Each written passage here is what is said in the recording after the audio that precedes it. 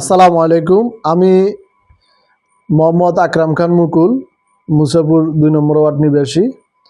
আজ দুপুর নাগাদ আমার এলাকার প্রতিবেশী মুসাপুর ১ নম্বর ওয়ার্ড শেখ মাহরুব বাড়ির নিবাসী মোহাম্মদ ইউসুফ আঙ্কেলের সাথে আমাদের একটা অনাকাঙ্ক্ষিত ঘটনা নিয়ে ইতিমধ্যে সন্দীপের বিভিন্ন ফেসবুক পেজ এবং ব্যক্তিগত আইডিতে বিভিন্ন রকম অনাকাঙ্ক্ষিত আচরণ বা অনাকাঙ্ক্ষিত পোস্ট আমরা লক্ষ্য করেছি।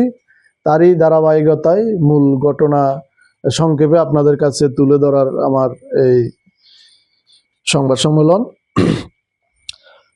মূল বিষয়টা হচ্ছে, আমার বাড়িতে আমার গরুর খামার আছে। এখানে প্রায় ১৭-১৮টা গরু আছে, গাভী, বাছুর, ষাঁড় ইত্যাদি মিলে।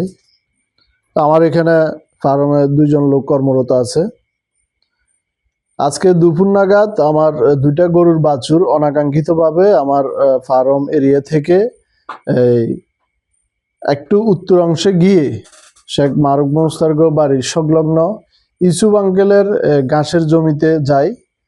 সেখানে যাওয়ার পরে উনি আমাদের ২টা গাভী বাছুর উনি ওনার কবজায় নিয়ে ওনার বাড়িতে পাশে বেঁধে রেখেছে। তো একটা পর্যায়ে বাছুর খোঁজাখুঁজির পরে আমার ফার্মে কর্মরত ছেলেটি যখন বাছুর খুঁজে পায় না, তখন খোঁজখবর নিয়ে জানতে পারছে যে ইউসুফ আঙ্কেল আমাদের ২ গরুর বাছুরকে বেঁধে রেখেছে ওনার বাড়িতে।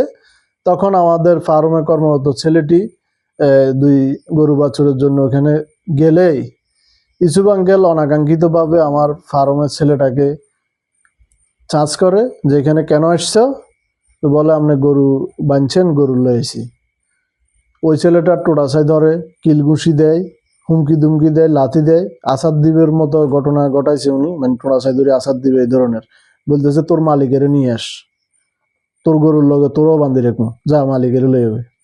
তো ফার্মের কর্মরত ছোট ছেলেটি ওনার এরকম আচরণ দেখে ভীতি সন্ত্রস্ত হয়ে খুব দ্রুত বাড়িতে চলে আসে। আসার পর ঘটনাটি আমার আব্বাকে জানায়।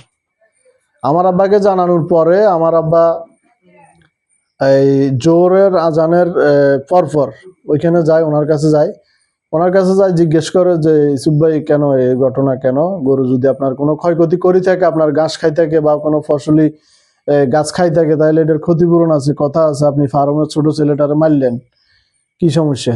তখন উনি ওইখানে আমার আব্বার সাথে খুব ভালোভাবে উগ্র আচরণ করে আমার আব্বুকে ওইখান থেকে ফাটা দিছে।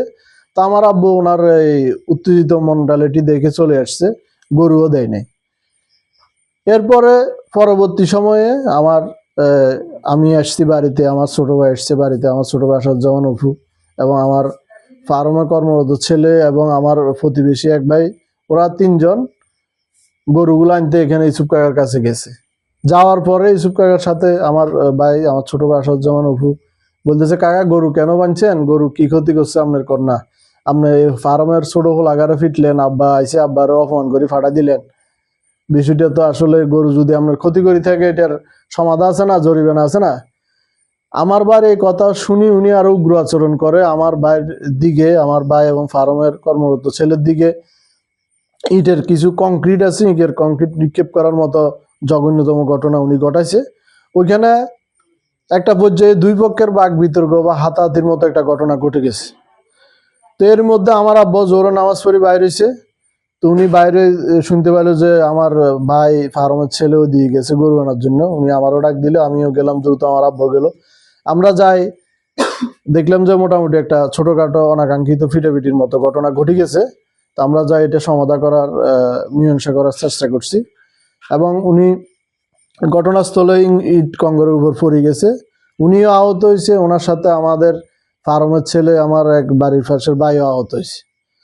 তা আসলে এটা একটা অনাকাঙ্ক্ষিত সম্পূর্ণ অরাজনৈতিক ঘটনা, এটা একটা সামাজিক ঘটনা, তাও সম্পূর্ণ ওনার উস্কানি এবং ওনার উদ্দেশ্য প্রণোদিত কিছু আচরণের কারণে একটা অনাকাঙ্ক্ষিত ঘটনা ঘটে গেছে, যা খুবই দুঃখজনক। আমি ওনার খুব দ্রুত সুস্থতা কামনা করি। এটাকে যারা মিডিয়াতে রাজনীতি এবং বিভিন্ন উদ্দেশ্য প্রণোদিতভাবে নিতেছেন, আমি সে সকল সোশ্যাল মিডিয়া ভাইদেরকে এবং ব্যক্তি বিশেষ ভাইদের কাছে অনুরোধ করব, ঘটনার সত্যতা জেনে রাজনীতিতে ইনভলভ করবেন, ঘটনার সত্যতা নিয়ে কারো পক্ষে বিপক্ষে নেবেন।